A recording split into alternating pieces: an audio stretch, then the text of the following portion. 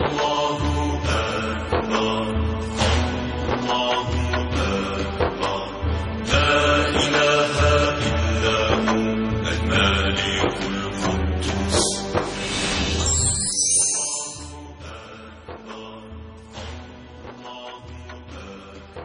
اللہ الرحمن الرحیم ان اللہ وملائکتہ یصلون علی النبی یا ایھا الذین آمنوا صلوا علیہ وسلموا تسلیما اللہم صلی علی سیدنا ونبینا وشفیعنا ومولانا محمد وعلی آل محمد وبارک وسلم۔ محترم خواتین و حضرات، السلام علیکم۔ پیام صبح کے ساتھ ایک بار پھر حاضر، میں ہوں آپ کا میزبان انیق احمد۔ محترم ناظرین، آج 14 اگست ہے اور 14 اگست اسلامی جمہوریہ پاکستان کا یوم آزادی 67واں آج ہم برس مکمل کر رہے ہیں۔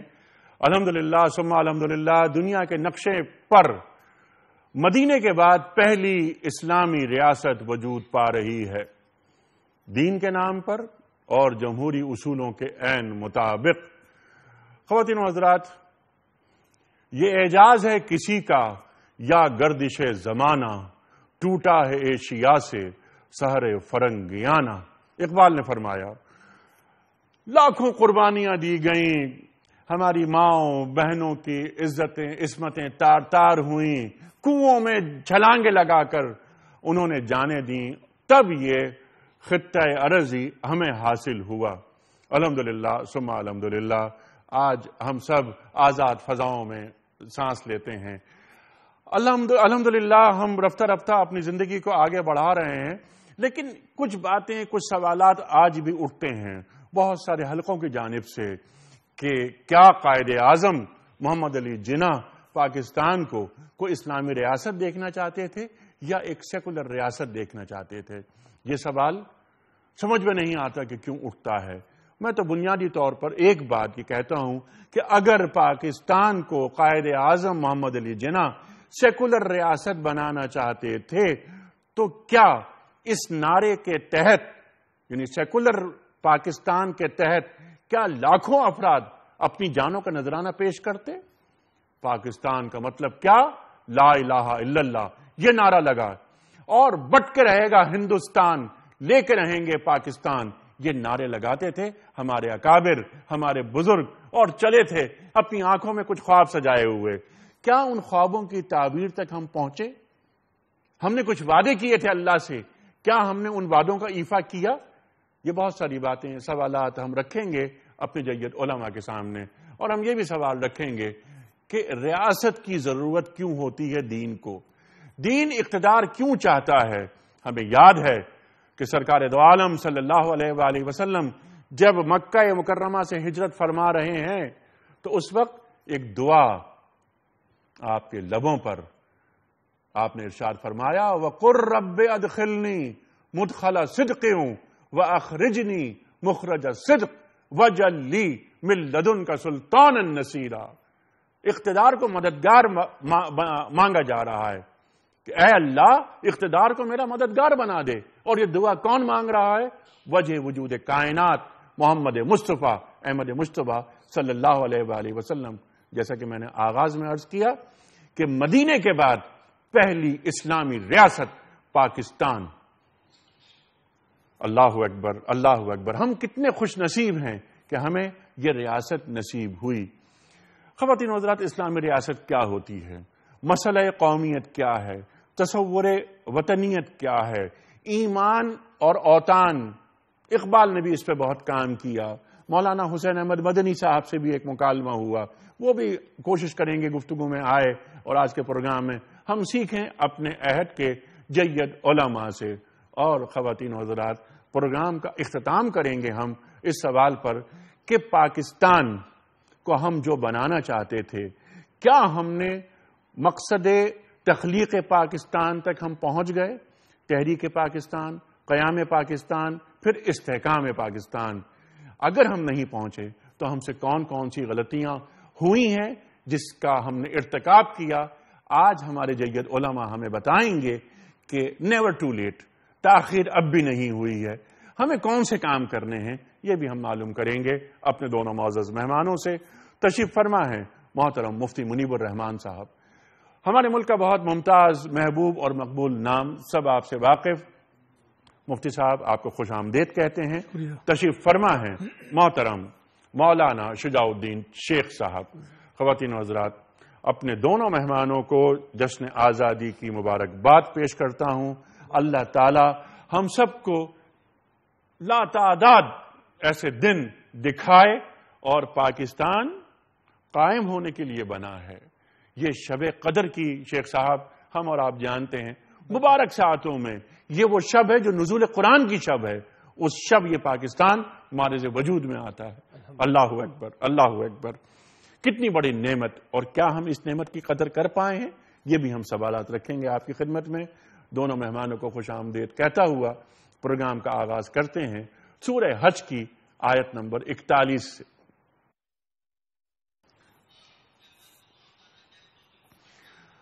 اعوذ باللہ من الشیطان الرجیم،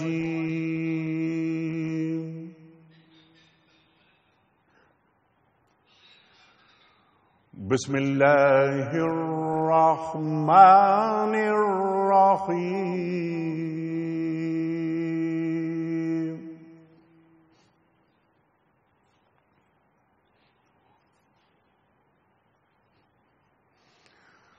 الذین ان مکناہم فی الارض اقاموا الصلاة وآتوا الزكاة وأمروا بالمعروف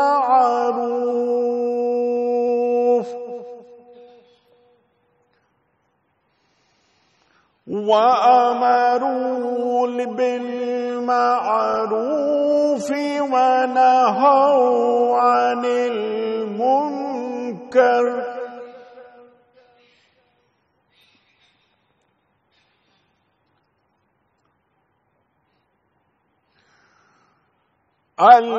الذين إن مكناهم في الأرض أقاموا الصلاة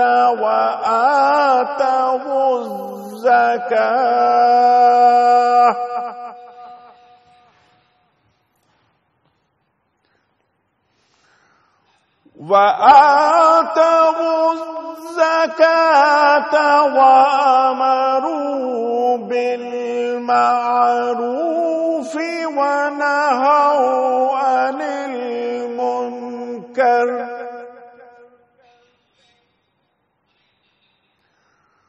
ولله عاقبة الأمور۔ صدق اللہ العظیم۔ سورہ حج آیت نمبر 41، اللہ تعالیٰ ارشاد فرما رہا ہے کہ یہ وہ لوگ ہیں جنہیں ہم اگر زمین میں اقتدار بخشیں تو وہ نماز قائم کریں گے، زکوٰۃ دیں گے، نیکی کا حکم دیں گے اور برائی سے منع کریں گے، اور تمام معاملات کا انجام کار اللہ کے ہاتھ میں ہے۔ صدق اللہ العظیم۔ پروگرام کا آغاز کرتے ہیں محترم مفتی منیب الرحمان صاحب سے۔ مفتی صاحب، ہم سب کو جیسا کہ میں نے آغاز میں عرض کیا، اللہ تعالیٰ نے کتنی بڑی نعمت پاکستان سے نوازا۔ آج 14 اگست یوم آزادی، ہم سب کو خواتین و حضرات بے پناہ مبارک۔ مفتی صاحب یہ فرمائیے کہ دینی پیراڈائم میں ریاست کیا ہوتی ہے، ریاست کو حاصل کیوں کیا جاتا ہے، اقتدار کو مددگار بنانے کی دعا وجہ وجود کائنات محمد مصطفیٰ احمد مصطفیٰ صلی اللہ علیہ وآلہ وسلم کیوں فرما رہے تھے؟ بسم اللہ الرحمن الرحیم، حامدا للہ عز وجل سبحانہ وتعالی ومصلیا ومسلما علی رسول اللہ وآلہ وصحبہ اجمعین۔ سب سے پہلے تو پوری قوم کو 68واں یوم آزادی مبارک ہو، اور اس دعا کے ساتھ کہ اللہ تبارک و تعالی اس وطن عزیز کو تا قیام قیامت استحکام، دوام اور شادمانی نصیب فرمائے، آمین۔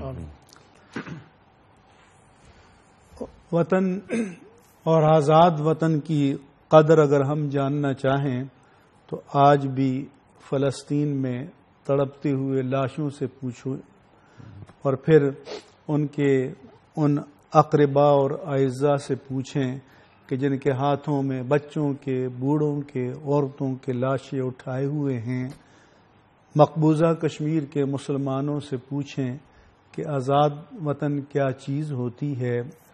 ہندوستان میں گجرات کے مسلمانوں سے پوچھیں کہ کوئی ہے جو ان کے خون کا مطالبہ کرے کہ یہ ظلم کیوں برپا کیا گیا۔ اللہ تو یہ تو اللہ تبارک و تعالیٰ کی ایک بے پایاں نعمت ہے کہ جس کی قدر ہم نہیں کر پائے، کاش کہ یہ قوم اس کی قدر کر پاتی۔ آپ نے ارشاد فرمایا کہ ریاست کی ضرورت کیا ہے؟ جہاں پر بھی اللہ کی زمین پر انسانوں کا ایک مجموعہ قائم ہوگا، خواہ وہ نسلی بنیاد پر ہو، قومیت کی بنیاد پر ہو، رنگت کی بنیاد پر ہو، نظریات کی بنیاد پر ہو، تو انہیں اپنے افکار اور نظریات کو نافذ کرنے کے لیے ایک ریاست اور مملکت کی ضرورت ہوتی ہے۔ اور یہ انسانی دانش کا اس بات پر اجماع ہے، اور یہی وجہ ہے کہ آج کرۂ ارضی پر 200 کے قریب ممالک موجود ہیں۔ رہا یہ سوال کہ اسلام ریاست کا تقاضا کیوں کرتا ہے بحیثیت دین کے اور بحیثیت مذہب کے، کیونکہ آج جو لبرل طبقات ہیں یا جو دین اور مذہب سے ناراض طبقات ہیں یا جو دوسری ریاستیں ہیں، انہیں ایک بحیثیت ریاست پاکستان سے پریشانی نہیں ہے۔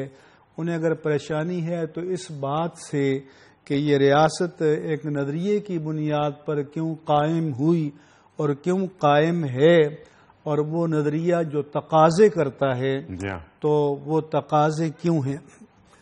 تو ہمارے پاس جو اللہ عز و جل کے رسول مکرم صلی اللہ علیہ وآلہ وسلم تشریف لائے، اور اللہ عز و جل نے جو آخری کتاب ہدایت قرآن مجید کی صورت میں آپ پر نازل فرمائی، تو اس کتاب میں جو احکام الہی ہیں وہ ہیں ہی ایسے کہ کسی نظم اجتماعی کے بغیر یا کسی ریاست و مملکت کے منظم وجود کے بغیر ان کا نفاذ ہو ہی نہیں سکتا۔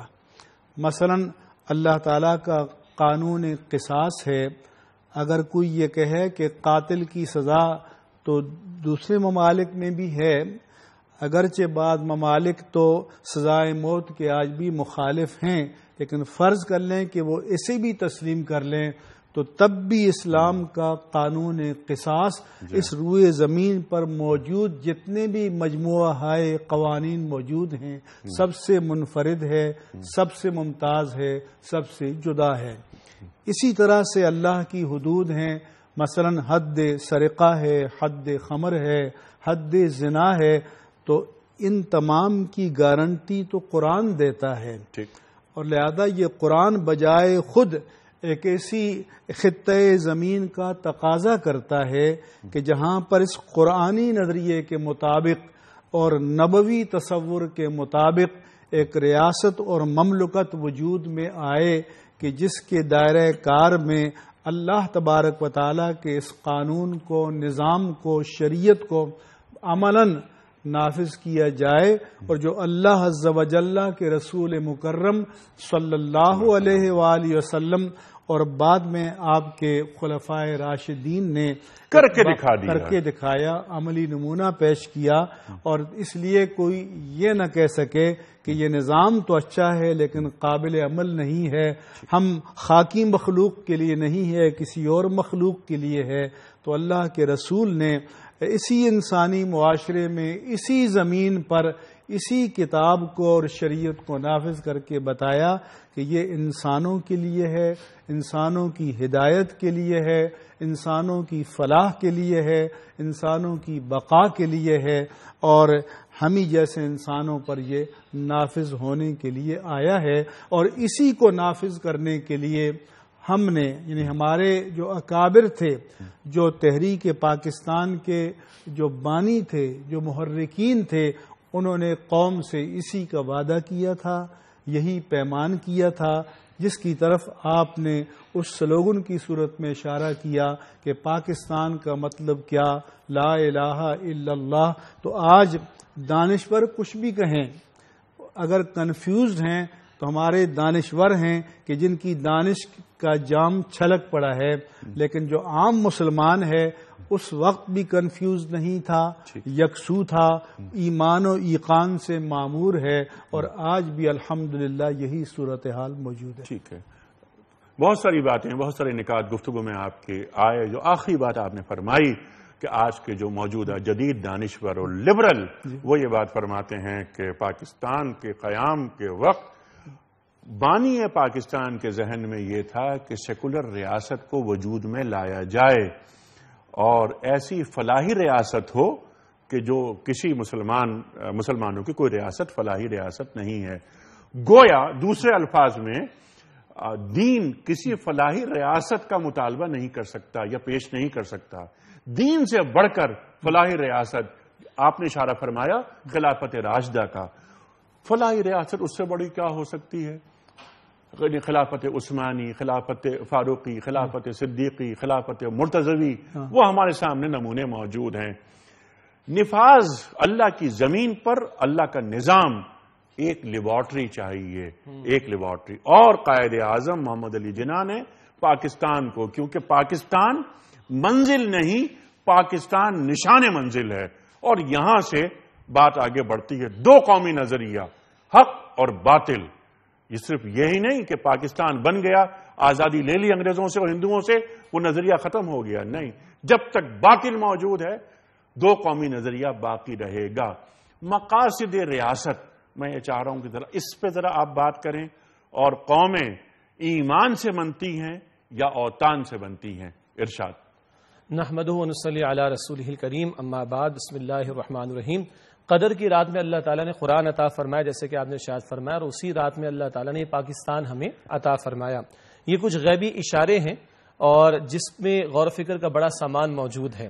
آپ نے فرمایا، مفتی صاحب نے بھی ارشاد فرمایا کہ ہمارے دانشور آج بھی کنفیوزڈ ہیں، تو مجھے کبھی ہنسی آتی ہے کہتے ہوئے کہ آج کے ایسے دانشور، ان کا پوتا یا پوتی یا ان کا نواسا یا نواسی آج بھی اسکول جاتا ہوگا تو وہ یہی پڑھ کر آتا ہوگا پاکستان کا مطلب کیا، لا الہ الا اللہ۔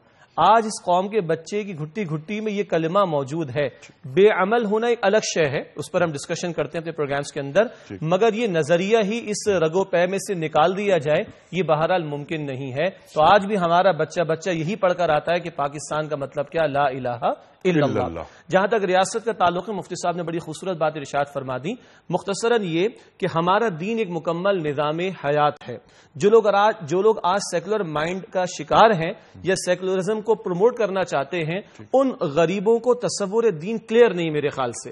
انہوں نے اسلام کو بھی شاید چند ریچولز کا مجموعہ سمجھا، اسی لیے مغرب سے درآمد شدہ جملہ ان کی زبانوں پر بھی آ جاتا ہے کہ religion is your private affair, یا وہ کہتا ہے کہ it's between me and my God, ٹھیک ہے، باقی government of the people, for the people, by the people, جو چاہیں گے کریں گے، جیسے چاہیں گے جیئیں گے۔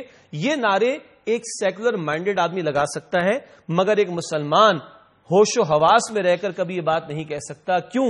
اس سے کہ اس کے رب نے فرمایا الیوم اکملت لکم دینکم، حجۃ الوداع سورۃ المائدہ آیت نمبر 3، آج تمہارے دین کو میں نے مکمل فرما دیا۔ اور ہمارے رب نے کہا سورۃ بقرہ آیت نمبر 208 میں ادخلوا فی السلم کافۃ، اسلام میں پورے کے پورے داخل ہو جانا، جہاں اللہ تعالیٰ نے سزائیں بھی عطا فرمائی، جیسے کہ مفتی صاحب نے ارشاد فرمایا، جہاں عبادات بھی ہیں، معاملات بھی ہیں، جہاں اخلاقیات بھی ہیں، جہاں حقوق العباد بھی ہیں، مگر وہاں خاندانی نظام بھی ہے، وہاں معیشت بھی ہے، معاشرت بھی ہے، سیاست بھی ہے، عدالت بھی ہے، حکومت بھی ہے، ریاست بھی ہے۔ اسی لیے اللہ تعالیٰ کبھی یہ فرماتا ہے کہ ان الحکم الا للہ، حکم کا اختیار اللہ کا ہے، کبھی اللہ فرماتا لا تقدموا بین یدی اللہ ورسولہ، اپنے معاملات کو اللہ اور اللہ کے رسول سے آگے نہ بڑھاؤ۔ یہ سورہ حجرات کی پہلی آیت ہے، اور یہ کوٹ کرتے ہوئے فوراً قرارداد مقاصد مجھے یاد آتی ہے، جو ایک بہت بڑا تماچا ہے اس ملک کے سیکولر مائنڈڈ لوگوں کے منہ پر۔ ہماری دستور ساز اسمبلی، کسی مفتی صاحب نے نہیں، کسی مولوی صاحب نے نہیں، اس ملک کی پہلی دستور ساز اسمبلی نے 1949 میں قرارداد مقاصد پیش کی۔ آج پھر میں وہ کہوں، یہ سیکولر مائنڈڈ لوگ انہی کے بچے اسکول اور کالج میں پاکستان اسٹڈیز میں یہی پڑھ کر آتے ہیں۔ Article number 1 sovereignty belongs to اللہ سبحانہ و تعالیٰ، اس ملک میں حاکمیت اللہ کے لیے، ہم حاکم نہیں ہیں، ہم تو اللہ کے سرونٹس، اس کے غلام ہیں، ہم اس کے نمائندہ ہیں۔ دینی اسلام ہے جس کو خلافت کہا جاتا ہے، حاکمیت اللہ کی۔ Second article, no legislation would be made repugnant to the Quran and Sunnah, اس ملک میں قانون سازی قرآن و سنت کے خلاف نہیں ہوگی۔ اب ریاست اس لیے ہے کہ یہاں دین اسلام کے تمام تقاضوں پر عمل درآمد ہو، عبادات کے انفرادی معاملات سے لے کر اجتماعی پہلو ہوں، اور پھر معیشت، معاشرت، سیاست۔ State bank of Pakistan 1948 Quaid Azam inauguration کر رہے ہیں اور فیتا کاٹنے کے بعد تقریر کرتے ہیں، ریکارڈ پر موجود ہے، اللہ نے خطہ زمین ہمیں عطا فرما دیا ہے، مغرب کے سرمایہ دارانہ سودی نظام نے تو انسانیت کو برباد کر دیا، اب اللہ نے ہمیں موقع دیا کہ اسلام کی عادلانہ تعلیمات پر مبنی معیشت کا نظام دنیا کے سامنے ہم پیش کریں۔ تو اقبال کو بھی کلیئر تھی یہ بات، آسماں ہوگا سحر کے نور سے آئینہ پوش، اور ظلمت رات کی سیما پا ہو جائے گی، پھر دلوں کو یاد آ جائے گا پیغام سجود، پھر جبھی خاک حرم سے آشنا ہو جائے گی، آنکھ جو کچھ دیکھتی ہے لب پہ آ سکتا نہیں، محو حیرت ہوں کہ دنیا کیا سے کیا ہو جائے گی، شب گریزہ ہوگی آخر جلوے خورشید سے، یہ چمن معمور ہوگا نغمہ توحید سے۔ اقبال کلیئر تھے اس کے بارے میں، اقبال نے قائد اعظم کو بلایا، وہ بھی کلیئر تھے اس بارے میں، اور قائد اعظم کے ذاتی معالج تھے ڈاکٹر ریاض شاہ صاحب، ان کے کامنٹس موجود ہیں کہ آخری ایام میں بابا قوم نے کہا کہ میرا یہ ایمان ہے کہ یہ پاکستان رسول اللہ صلی اللہ علیہ وسلم کا روحانی فیض ہے، اب ہماری ذمہ داری ہے کہ خلافت راشدہ کے نمونے کی برکات ہم انسانیت کے سامنے پیش کر کے دکھا دیں۔ ٹھیک ہے، اور اس کا مطلب قطعاً یہ نہیں ہے کہ جو اس بات کو توڑ موڑ کے پیش کیا جاتا ہے کہ صاحب یہ اس قوم کو خلافت راشدہ کے اسی ماحول میں، اسی نظام میں لے جانا چاہتے ہیں، اصول وہاں سے لیں گے، اصول وہاں سے آئیں گے، امپلیمنٹیشن آج ہوگی۔ سبحان اللہ سبحان اللہ، اصول وہاں سے آئیں گے، نفاذ آج کے زمانے میں کے تحت ہوگا یا آج کے عقلی معیارات کے عین مطابق ہوگا، اور ہمارا دین ہر دور کی عقل کی رہنمائی کرے گا، یہ کتاب ہر دور کی عقل کی رہنمائی کرے گی، تو جس دور کے جو تقاضے ہیں رہنمائی وہاں سے ملے گی اس کے لیے۔ ٹھیک ہے، اور یہ فرما رہے ہیں قائد اعظم محمد علی جناح، یہ کوئی مفتی مولوی نہیں فرما رہا۔ مفتی صاحب اسی بات کو آگے بڑھاتے ہیں، اقبال کو کوٹ کیا شیخ صاحب نے، میں چاہتا ہوں ذرا تھوڑی سی گفتگو اقبال پہ ہو جائے، پھر پاکستان کا مطلب کیا، لا الہ الا اللہ ہونا تو یہ چاہیے تھا کہ پاکستان کا مقصد کیا، محمد الرسول اللہ، پاکستان بننے کے بعد اس مقصد کو پھر اس نفاذ ہوتا ان سب چیزوں کا، اور جیسے کہ آپ نے فرمایا کہ قوانین الہی کا نفاذ کرنے کے لیے ایک خطہ ارضی درکار ہوتا ہے، تو پاکستان ہمیں مل گیا، لیکن بہت سارے کام ہم سے نہیں ہو سکے، ہم سے غلطیاں کیا ہوئیں وہ بھی آپ ہمیں بتائیں گے، لیکن اسلام تیرا دیس ہے، تو مصطفی ہے، اقبال فرما رہے ہیں کہ ان تازہ خداؤں میں بڑا سب سے وطن ہے، جو پیرہن اس کا ہے وہ مذہب کا کفن ہے۔ ایک طرف تو تصور قومیت بھی ہے، نیشن اسٹیٹ کا تصور بھی ہے، باؤنڈریز بھی ہیں، آج OIC کے 58 ممالک بھی ہیں، ان کے ہوتے ہوئے یہ جو تصور امہ اور وہ نیل کے ساحل سے لے کر تابخا کے کاشغر، یہ دونوں تصور کیا ایک دوسرے سے متصادم تو نہیں ہے؟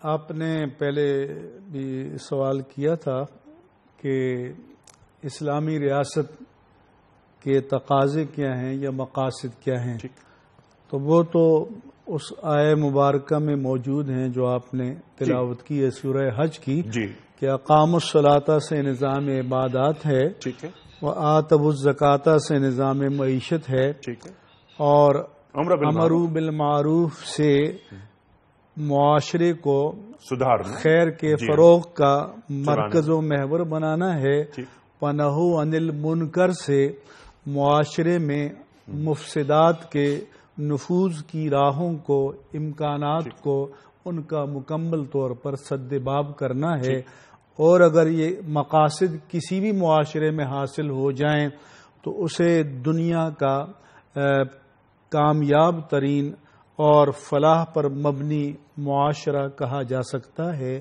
علامہ اقبال کی طرف اشارہ کیا تو انہوں نے اسی وقت نشاندہی کی تھی کہ جب نظریے کی بنیاد پر ریاست کی بات کی جائے گی تو جو پہلا بت اس کے سامنے آئے گا وہ قومیت اور وطنیت کا بت ہوگا، اور اسی لیے انہوں نے کہا کہ جو پیرہن ہے اس کا وہ مذہب کا کفن ہے، کہ جب قومیت جو ہے وہ زبان کی بنیاد پر یا وطن کی بنیاد پر تصور پیش کیا جائے گا تو یہ جامہ مذہب کو نہیں پہنایا جا سکتا اور مذہب اس میں فٹ نہیں آ سکتا، اور اس لیے انہوں نے فرمایا کہ سرود برسر ممبر کے ملت از وطن است، کہ یہ نغمہ امت مسلمہ کو کبھی بھی کسی بھی صورت میں قبول نہیں ہو سکتا۔ دوسرا جو پاکستان کا امتیاز آپ نے بتایا کہ اس وقت روئے زمین پر واحد ریاست کہ جو نظریہ اسلامی کی بنیاد پر قائم ہوئی وہ اسلامی جمہوریہ پاکستان ہے۔ اس کے بعد انقلاب ایران کے بعد ایران نے بھی اس کا دعویٰ کیا، لیکن اس کے علاوہ کوئی ریاست ایسی نہیں ہے۔ جتنی بھی ریاستیں ہمارے سامنے ہیں وہ نیشن اسٹیٹس ہیں، وہ قومی ریاستیں ہیں، وہ علاقائی ریاستیں ہیں، اور ان کو ہم اسی لیے مسلم اسٹیٹس کہتے ہیں، اسلامک اسٹیٹس نہیں کہہ سکتے، کیونکہ اسلامک اسٹیٹ یا اسلامی ریاست یا اسلامی مملکت تو اسے کہا جا سکتا ہے کہ جہاں پر اسلام کی حکمرانی ہو، جہاں پر قرآن کی حکمرانی ہو، جہاں پر نظام مصطفیٰ صلی اللہ علیہ وآلہ وسلم کی حکمرانی عملاً موجود ہو اور نافذ ہوتی ہوئی نظر آئے۔ اب رہا یہ سوال کہ جو نقشہ موجود ہے، میں سمجھتا ہوں کہ یہ بھی اللہ تبارک و تعالیٰ کا ایک انعام ہے کہ یہ جو مسلم اسٹیٹس ہیں بالعموم آپس میں ملی ہوئی ہیں، اور ایک اور بات یہ ہے کہ دنیا میں بین الاقوامی ریاست کے جتنے روٹس ہیں تو وہ بھی مسلم ممالک کی سرحدوں کو چھوئے بغیر وہ جا نہیں سکتے۔ تو آج بھی اللہ عز و جل نے جو خطے مسلمانوں کو دے رکھے ہیں اور جو ممالک مسلمانوں کو دے رکھے ہیں، اگر یہ نظریے کی بنیاد پر یکجا ہو جائیں تو امت کی بنیاد پر یکجا ہو جائیں، اور یہ حکمران طبقے، مراد یافتہ طبقے اگر یہ اپنی مراد کی، مفادات کی قربانی دینے کے لیے تیار ہو جائیں تو میں سمجھتا ہوں کہ آج بھی اسلام دنیا کی غالب ترین قوت بن سکتی ہے، اور وہ تصور امت وہ بحال ہو سکتا ہے۔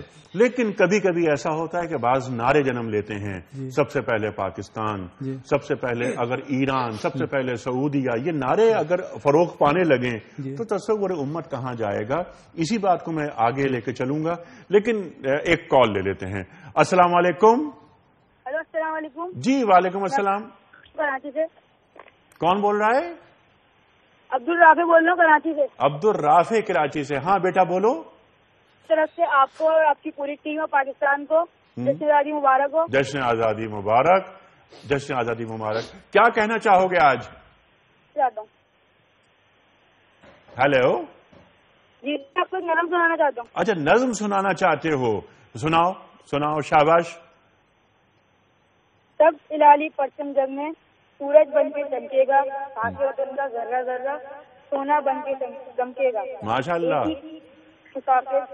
ایک ہی سب کا ساحل ہے، ایک ہی سب کی راہ گزر ہے، ایک ہی سب کی منزل ہے. ماشاء اللہ ماشاء اللہ، آمین. تمہارے ہر مصرے پہ آمین. اللہ تعالیٰ پاکستان کو اور آگے لے کے جائے. جب تک ہے یہ جان سلامت جیت وطن کے گائیں گے، ہروں سے بھی اونچا لہرائیں گے.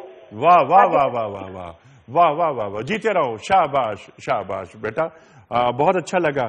یہ ہمارے بچوں میں جذبات ایسے ہونے چاہیے، اور ان جذبوں کا اللہ سلامت رکھے کہ اندر دین سے محبت اور پاکستان سے محبت، اور پاکستان کو وہ بنانا ہے جو ہمارے بڑوں نے خواب دیکھا تھا، اللہ کی زمین پر اللہ کا نظام، جو آپ دونوں افراد نے فرمایا.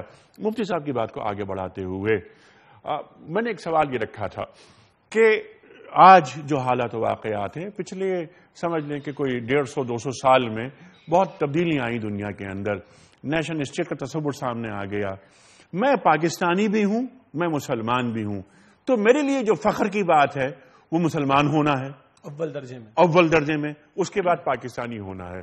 اگر ان دونوں چیزوں میں ٹکراؤ پیدا ہوتا ہے تو میں کس طرف جاؤں گا؟ میں اسلام کی طرف جاؤں گا، سمپل سی بات ہے. ٹھیک ہے، لیکن خوش قسمتی یہ ہے کہ یہ ملک اسلام کے نام پر بنا، اس لیے ہم اس کی قدر کرتے ہیں. پاکستان کے پاکستان ہونے کی بنیاد پر قدر نہیں، پاکستان کی قدر اس بنیاد پر ہے کہ یہ اسلام کے نام پر قائم ہوا. تو آپ کی میری خوش بختی یہ ہے، انسان کو اپنی ذات سے بھی محبت ہوتی ہے، اپنی قوم سے بھی محبت ہوتی ہے، اپنے وطن سے بھی محبت ہوتی ہے، اور اپنے مذہب یا دین سے بھی محبت ہوتی. اللہ نے یہ تین باتیں ہمارے لیے جمع فرما دی. ہم ایک قوم نہیں بلکہ اس سے بالا تر ایک امت ہے، اسلام کی بنیاد پر. ہمارا دین اسلام ہے، اور یہ خطہ اسلام کے نام پر ملا. گویا اگر اسلام سے آپ اور میں مخلص ہوں تو پھر یہ قوم امت والے تصور کی بنیاد پر مضبوط بھی ہوگی، اور یہ وطن بھی اس بنیاد پر مضبوط ہوگا. کیسے طریقہ کار اس کا؟ جی دیکھیے، آج ہم نے 67 برس مکمل کر لیے ہیں. 68واں بتایا مفتی صاحب نے ہمیں کہ دن منا رہے ہم. 67 برس پہلے انیس صاحب ایک قوم تھی جسے ایک ملک کی تلاش تھی. وہ قوم پنجابی، بلوچی، مہاجر اور پٹھان اور پشتون اور سندھی کم تھی، وہ کلمے کی بنیاد پر ایک زیادہ تھی. وہ بریلوی، دیوبندی، اہل حدیث، شیعہ، سنی کم تھی، وہ ایک کلمے کی بنیاد پر اکٹھی تھی. بلا شبہ آج 67 برس کے بعد ایک ملک موجود ہے. گو کہ جب ہم نے اس بنیاد کو توڑا تو 71 میں 2 لخ بھی ہوا یہ ملک، اور لسانیت کی بنیاد پر ہوا. آج یہ ملک تو موجود ہے، اس کو ایک قوم کی تلاش ہے. میں مجبوراً قوم کہہ رہا ہوں کیونکہ ہم نے 57 لکیریں کھینچی ہوئی ہیں، یہ گراؤنڈ ریالٹی ہے، اصل تصور امت کا ہے. آج اس ملک کو اس قوم کی تلاش ہے جو زبان نہیں، جو رنگ نہیں، جو علاقائیت نہیں، بلکہ کلمے کی بنیاد پر ایک ہو. اور زیادہ پرانی بات نہیں، 67 برس پہلے اللہ نے ایسا کر کے ہمیں دکھایا، اور وہ کلمہ آج بھی ہمیں جوڑ سکتا ہے. حاصل کلام، ہم اپنی لسانیت، فرقہ واریت، علاقائیت کی بنیادوں کو اجاگر کرنے کی بجائے کلمے اور اسلام کی بنیاد کو اجاگر کرنے کی کوشش کریں، جس کا نمونہ ہر نماز میں ہمارے سامنے ہے. ایک ہی صف میں کھڑا ہو جاتا ہے محمود بھی اور ایاز بھی. یہ نہیں کہ پنجاب بڑا صوبہ تو پہلی 4 صفیں پنجاب کی ہوں گی، پھر 2 جو ہیں وہ سندھ کی ہوں گی، پھر 2 جو ہیں کے پی کی ہوں گی. ایسا نہیں. یہ کلمے کا اظہار جب مسجد میں ہوتا ہے ہم ایک ہوتے ہیں. اس کلمے کا اظہار جب حج پر ہوتا ہے تو ہم گلوبل لیول پر ایک ہوتے ہیں. اس کلمے کی بنیاد کو اجاگر کرنا پڑے گا، اور جو اس کے خلاف تعصب کی بنیاد پر کسی اور نظریے کو، لسانیت کو، علاقائیت کو اجاگر کرتا ہے، ہمیں اس کو ڈسکریج کرنا چاہیے. نہیں، اس میں کوئی شبہ نہیں. یہ بڑی اچھی خواہشات ہیں، اور خواہشات کا بلکہ دین کا تقاضا بھی ہے. پاکستان کے علاوہ جو 57 OIC ممبرز ہیں، مسلمان ریاستیں ہیں، کیا کہیں اور یہ فلسفہ، یہ خیالات آپ کو نظر آ رہے ہیں؟ اس کی وجہ ہے کہ نظر نہیں آتے زیادہ. وہاں تو جو ہے نیشنل اسٹیٹ کا تصور، جیسے مفتی صاحب نے فرمایا، فلسطین پر بم برستے رہے، اور ہمارے ان 57 ہمارے ملک سمیت 57 کے 57 ملکوں کے حکمرانوں کو جرت نہیں ہوئی کہ کوئی بیان بھی سیدھا سادہ دے دیں. OIC کا چیئرمین پاکستان آیا، وہ کیا کہہ کے گیا ہے؟ ہم تو تحقیق کے اندر لگے ہوئے، جستجو کے اندر لگے ہوئے ہیں، ہمارا کام تو معیشت کو درست کرنا ہے مسلم ممالک کی. فلسطین پر بات کرنے کو تیار نہیں. سعودی عرب کے مفتی نے فتویٰ دے دیا کہ جناب فلسطین کی حمایت میں ریلی نکالنا حرام ہے، بس آپ تھوڑے سے پیسے دے دیں، ان کی مالی مدد کر دیں. حاصل کلام کہ وہ تو سوئے ہوئے ہیں. اس ملک کا مسئلہ الگ کیوں؟ جیسے مفتی صاحب نے فرمایا، یہ ملک اسلام کے نام پر بنا. باقی ساری نیشنل اسٹیٹس اکثر و بیشتر پیدائشی مسلمان ہیں، خطے مسلمانوں کے ہیں. اس ملک کا مسئلہ کیا ہے؟ وہ جو اقبال کہتے ہیں نا، اپنی امت پہ قیاس اقوام مغرب پہ نہ کر، خاص ہے ترکیب میں قوم رسول ہاشمی. تو یہ نعرہ ہم نے ہی بلند کیا تھا کلمے کا انیق صاحب، اس لیے ہمارا معاملہ کفار سے بھی علیحدہ اور ہمارا معاملہ بقیہ مسلم ممالک سے بھی علیحدہ بنتا ہے. ہمارا تو رشتہ جڑتا ہے بدر سے. بالکل صحیح. جیسے قرآن مجید نے یوم الفرقان فرمایا، اللہ اکبر. اور جہاں دو حق و باطل کے لشکر پہلی بار سفارہ ہوئے تو دو مقابل لشکروں میں زبان کا رشتہ بھی تھا، جی، نسب کا بھی تھا، نسل کا بھی تھا، خون کا بھی تھا، رنگت کا بھی تھا، اور اتنی قریب کہ اگر ادھر باپ ہے تو ادھر بیٹا ہے، ادھر بھانجا ہے تو ادھر ماموں ہے، ادھر بھائی ہے تو ادھر چچا زاد بھائی ہے. تو اتنی قربتیں موجود تھیں. تو سوال یہ ہے کہ کیوں ٹکرا رہے تھے؟ تو اسی لیے تو ٹکرا رہے تھے کہ اگر یہ تمام رشتے مسلم اپنے اپنے درجے میں ان کی اہمیت موجود، لیکن اگر یہ رشتے بھی اسلام کے رشتے سے ٹکرا جائیں تو ان سب کو اسلام پر قربان کر دیں. یہی دو قومی نظریہ ہے. یہی دو قومی نظریہ ہے. اور بائنڈنگ فورس لا الہ الا اللہ محمد رسول اللہ، یہ ہمارا ایمان ہے. لیکن جیسے شیخ صاحب نے ارشاد فرمایا، میں ذرا سا اس کا پس منظر اور پھر اپنا سوال جوڑ دوں گا. 71 کا واقعہ ہوا. جب پاکستان کی تحریک چل رہی تھی تو ہمارے ساتھ وہ لوگ بھی تھے جنہوں نے 71 میں ہم سے علیحدگی لے لی. اور یہ تاریخ کا پہلا موقع ہے کہ اکثریت نے اقلیت سے علیحدگی مانگی. تاریخ میں ایسا نہیں ہوتا، اقلیت علیحدگی مانگتی ہے. لیکن کیسی عجیب بات ہو گئی. میرا سوال یہ، اور لسانیت کی بنیاد پر، زبان کی بنیاد پر کلمہ پیچھے چلا گیا اور لسانیت غالب آ گئی. کلام پہلے آ گئی، کلام پہلے آ اور گیا کلمہ پیچھے چلا گیا. اور کلمہ پیچھے چلا گیا. سبحان اللہ سبحان اللہ. آج ہمارے پاس بہت سارے کام ایسے ہی ہو رہے ہیں. اس مملکت خداداد میں آج 14 اگست ہے، ہم منا رہے ہیں اپنی آزادی کا دن. لیکن وہی بات جو شیخ صاحب نے فرمائی، آج ہماری رگوں میں شامل ہوتا جا رہا ہے لسانیت یا مسلک. سنی بلوچی پٹھان مہاجر اور یہ تمام معاملات، شیعہ سنی دیوبندی بریلوی اہل حدیث، یہ تمام معاملات، وہ کہاں گئی روح جو 40 سے لے کر 46 تک ہم دیکھتے ہیں کہ سامنے آ رہی ہے؟ میرا خیال ہے کہ اگر ہم 16 دسمبر 1971 کی طرف پیچھے جائیں اور اس سے پہلے 14 اگست 1947 کی طرف جائیں تو انڈیا تو ایک ریاست کی حیثیت سے پہلے بھی موجود تھا. مسلمانوں کے دور میں بھی تھا، انگریزوں کے دور میں بھی تھا، لیکن پاکستان نام کی کوئی ریاست روئے زمین پر موجود نہیں تھی. ٹھیک ہے. دنیا میں جب ملک تقسیم ہوئے تو ویسٹ جرمنی اور ایسٹ جرمنی، ساؤتھ کوریا اور نارتھ کوریا، یعنی اس ملک کی نسبت قائم رہی. لیکن جب ہم سے ایسٹ پاکستان جدا ہوا تو ان کا نام ایسٹ پاکستان نہیں رہا، بنگلہ دیش بن گیا. اس لیے کہ جو ہم بائنڈنگ فورس جس سے آپ کہتے ہیں تو وہ اسلام اور پاکستان، اور ہمیں اسلام اور پاکستان کو ہم معنی اور مترادف سمجھنا چاہیے. لہذا موجودہ جو پاکستان کا خطہ ہے، اگر انہوں نے بھی اپنا رشتہ خدا نخواستہ، کروڑوں بار خدا نخواستہ اسلام سے توڑ دیا تو ہماری شناخت بھی بدل جائے گی. ٹھیک ہے مفتی صاحب، آپ ہی کی بات کو آگے بڑھاتے ہوئے، موجودہ خطہ یہ ہم سے کیا تقاضے کر رہا ہے آج؟ یہ ہم سے تقاضا کر رہا ہے کہ 16 دسمبر 1971 کو جو ہم نے اپنی منزل کھوٹی کی اور جو ہم نے نقصان برداشت کیا کہ بڑے حصے نے اپنے آپ کو چھوٹے حصے سے علیحدہ کر دیا، تو اگر اس کے بعد بھی ہم نے آنکھیں نہ کھولی اور اس نظریے سے وفا نہ کی کہ جس نے پورے ہندوستان میں پھیلے ہوئے مسلمانوں کو یکجان کر دیا تھا، یکجا کر دیا تھا، یک آواز کر دیا تھا، تو پھر ہم بھی ایک نہ رہ پائیں گے. ہم اگر ایک رہ سکتے ہیں تو صرف اسلام کے نام پر اور دین کے نام پر رہ سکتے ہیں. اس لیے پاکستان کی جو سرحدات ہیں، میں سمجھتا ہوں کہ ان کی جڑوں میں اگر کوئی قوت اس ملک کو قائم رکھنے کے لیے ہے تو وہ دین اور اسلام کی قوت ہے.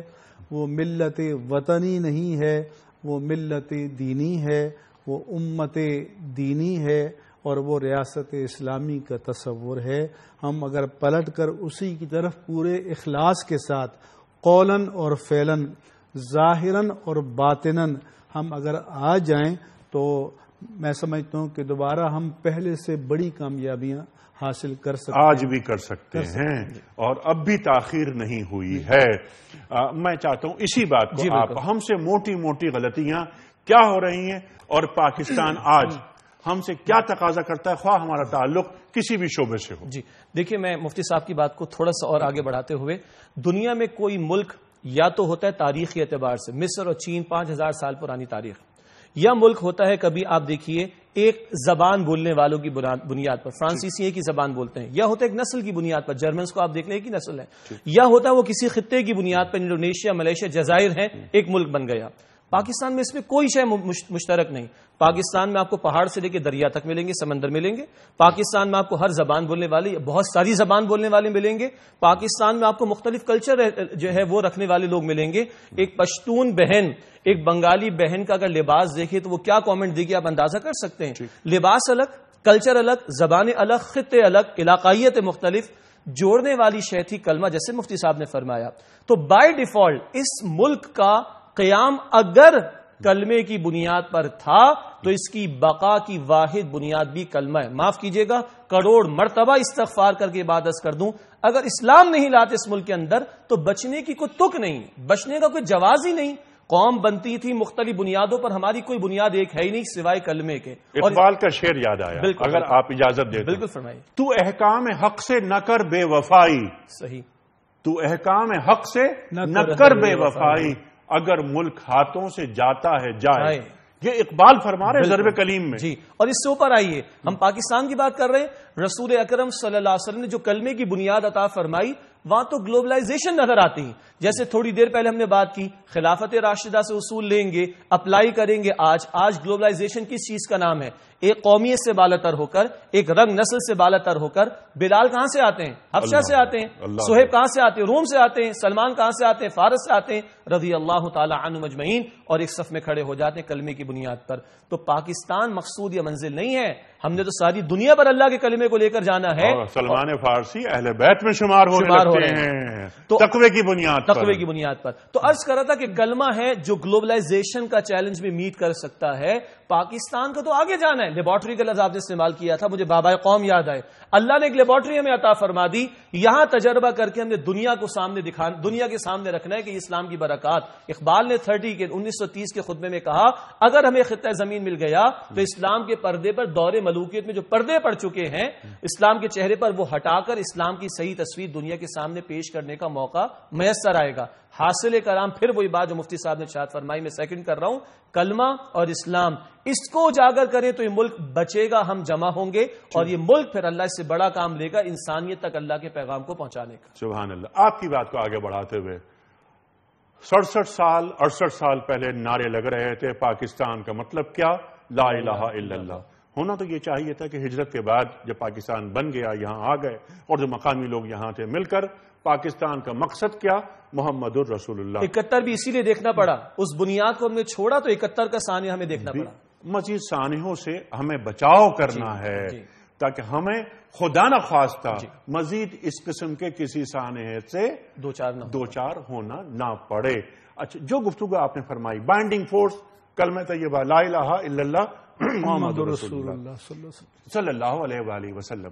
اب سوال یہ پیدا ہوتا ہے کہ یہ جو گفتگو ہے یہ ایک بہترین خیال ہے، ایک بہترین فلسفہ ہے، اس کے لیے ایک عملی حکمت درکار ہوتی ہے. حکمت عملی نہیں بلکہ عملی حکمت. عملی حکمت کے لیے ہمیں بڑے بڑے کام کون سے کرنے ہوں گے؟ دیکھیں، ہمارے ہاں جو دین کے میدان میں کام کر رہے ہیں دو طرح کے حضرات ہیں. ایک وہ ہیں کہ جو کہتے ہیں انسانوں کی اصلاح کرو، جب کرتے کرتے سب ٹھیک ہو جائیں گے تو مسلم معاشرہ قائم ہو جائے گا. لیکن میں سوچتا ہوں کہ یہ تو تب ہوگا کہ شیطان اپنا آفس بند کر کے لاک کر دے اور آپ کو کھلا میدان دے دے. تو جو شیطانی ترغیبات جو ہیں وہ تو آپ سے 10 گنا اور 100 گنا زیادہ قوت کے ساتھ مصروف عمل ہیں. ٹھیک ہے، تو کرنا کیا ہے؟ پھر رسول اللہ صلی اللہ علیہ وسلم نے تو یہ کیا کہ جب آپ کے پاس اتنی جمعیت تیار ہو گئی کہ اب آپ ایک جگہ طاقت سے اسلام کی قانون کو، قرآن کو نافذ کر سکیں، تو پھر آپ نے بسم اللہ کر دی. تو اللہ تبارک و تعالی نے یہ ریاست تو ہم کو عطا کر دی، لیکن ہم منافقت کر رہے ہیں. یعنی ریاست کو جو دستور ہے اس میں لکھا ہوا ہے، پہلا جو آرٹیکل ہے کہ پاکستان کا سرکاری مذہب اسلام ہوگا، قرآن و سنت کے خلاف کوئی قانون نہیں بنے گا. لیکن قرآن و سنت کے خلاف قانون بھی موجود ہیں، قرآن و سنت کے خلاف تمام احوال بھی موجود ہیں. تو اگر ہم لفظاً اور مانن ان لیٹر اینڈ اسپرٹ عمل نہ کریں تو لکھا ہوا تو قرآن بھی موجود ہے. تو جب قرآن ہمیں نہ بدلے تو کیا آئین ہمیں بدل دے گا؟ تو میں سمجھتا ہوں کہ جب تک قوم میں قول اور فعل میں منافقت ختم نہیں ہوگی اور پوری قوم یکسو نہیں ہوگی، منزل ایک نہیں ہوگی، مقصد ایک نہیں ہوگا، تو پھر ہم آپس میں الجھتے رہیں گے، ٹکراتے رہیں گے اور نقصان پر نقصان اٹھاتے رہیں گے. جیسا کہ آج بھی جو منظر ہے پاکستان میں، وہ دیکھ رہے ہیں کہ انتشار کا ہے، تفریق کا ہے، تصادم کا ہے. وہ اس یگانگت کا، اخوت کا، محبت کا اور ملت اور امت کا وہ مناظر ہمارے سامنے آج نہیں ہیں جو قیام پاکستان کے وقت موجود تھے. سبحان اللہ، سبحان اللہ، جو قیام پاکستان کے وقت موجود تھے. میں نے سوال یہ رکھا تھا مفتی صاحب کی خدمت میں کہ کون سے کام ہمیں کرنے چاہیے، حکمت عملی کیا ہونی چاہیے، عملی حکمت کیا ہونی چاہیے. میرا سوال یہ ہوگا کون سے کام جو ہم نے 67 سال میں کیے جو ہمیں نہیں کرنے چاہیے تھے، آج ہم ان کے مرتکب ہو رہے ہیں. مثال کے طور پر مغرب کی اندھی تقلید آج ہم کر رہے ہیں، اور بہت سارے ہماری کمزوریاں ہیں. کون کون سے کام ایسے ہیں جن سے فوری طور پر ہمیں جان چھڑانی چاہیے تاکہ پاکستان عالم اسلام میں اور اقوام دنیا میں اپنا ایک مقام بنائے؟ سب سے پہلے تو عصبیت جاہلیہ، حمیت جاہلیہ اور تبرج جاہلیہ اور جہالت سے اگر اس قوم کی جان چھڑا دیں تو میں سمجھتا ہوں کہ بہت انقلاب آ سکتا ہے. بہت اچھی بات، بہت اچھی بات. شیخ صاحب یہی سوال آپ کی خدمت. اور جہالت ہے کیا؟ ابو جہل پہلے ابو الحکم تھا، ٹھیک، وہی کو رد کیا تو ابو جہل بنا، ٹھیک، تو وہی کو تھام لے. آپ نے کہا مغرب کی اندھی تقلید، میں تو کہوں کہ پہلے رشیا کو اور اب امریکہ کو سجدے کر ڈالے ہم نے، اور پھر وہ ایک سجدہ جسے تو گرا سمجھتا ہے 1000 سجدوں سے دیتا ہے آدمی کو نجات. ہمارے اکثر بلکہ تقریباً تمام حکمرانوں کی ترجیحات میں دین شامل نہیں رہا. مفتی صاحب نے وہ اوپر سے بات کی، میں اس کو سیکنڈ کر رہا ہوں. بات یہ کہ جن کے پاس قوت نافذہ ہے ان کے لیے نسبتاً دین کا نفاذ آسان ہے بنسبت اس کے کہ آپ اور میں پیام صبح کے 5 سال تک سینکڑوں پروگرام کر لیں. کیا ان کی ترجیح میں دین ہے؟ جی میں کرتا ہوں، ان کی ترجیح میں دین شامل نہیں ہے. رمضان کے ٹرانسمیشن میں نے یہاں بیٹھ کے عرض کیا تھا آپ کے سامنے، یہ 30 مرتبہ نواز شریف صاحب کو اقتدار ملا ہے اور انہوں نے اپنے بھائی اور اپنے والد صاحب کے ساتھ خانہ کعبہ کے سامنے بیٹھ کر ہمارے استاد ڈاکٹر اسرار احمد صاحب رحمۃ اللہ علیہ کی موجودگی میں، وہ گواہ ہیں اور بیان ریکارڈ پر موجود ہے، یہ عہد کیا تھا شریف صاحب سے، اپنے والد صاحب سے کہ ہاں ہم شریعت نافذ کریں گے. خدا واسطے کا بیر نہیں، 30 مرتبہ اتنا بڑا مینڈیٹ اللہ نے عطا کیا تو سورہ حج کی آیت 41 کا ترجمہ بھی ہو چکا ہے. پہلی بات اگر کر لیں تو 20 کروڑ عوام پر جب دین نافذ ہوگا تو ان کی تو سکون کی زندگی ہوگی، اس کا ان کو کتنا اجر ملے گا ہم تو دعا کر سکتے ہیں. نمبر 1 ترجیحات میں شامل کر لیں. نمبر 2 ہاتھ جوڑ کر ہمارے سیاستدان جو مذہبی لبادے میں بھی ہیں اور دنیا پرستی کے لبادے میں بھی، کہ جن کی ترجیحات میں دین شامل نہیں، ساری دنیا کے انقلابات کی بات ہے، مگر خدا کے بندو تو مسلمان ہو، اللہ کو کیا جواب دو گے؟ ڈگ ڈگی بجا کر لاکھوں کو کھڑا کر لیتے ہو، پتہ نہیں کروڑوں دے کر کیا کرتے ہو، اسلام کو تھام لو. اور اگلی بات یہ ہے کہ ایک ہے اس کا سافٹ وے، ایک اس کا ہارڈ وے ہے۔ سافٹ وے یہ ہے کہ بھائی قرارداد مقاصد کا حوالہ دیا گیا، اس کو خالی ایک مقدس صحیفے کے طور پر نہ لکھیں، آپریٹو بنا دیں۔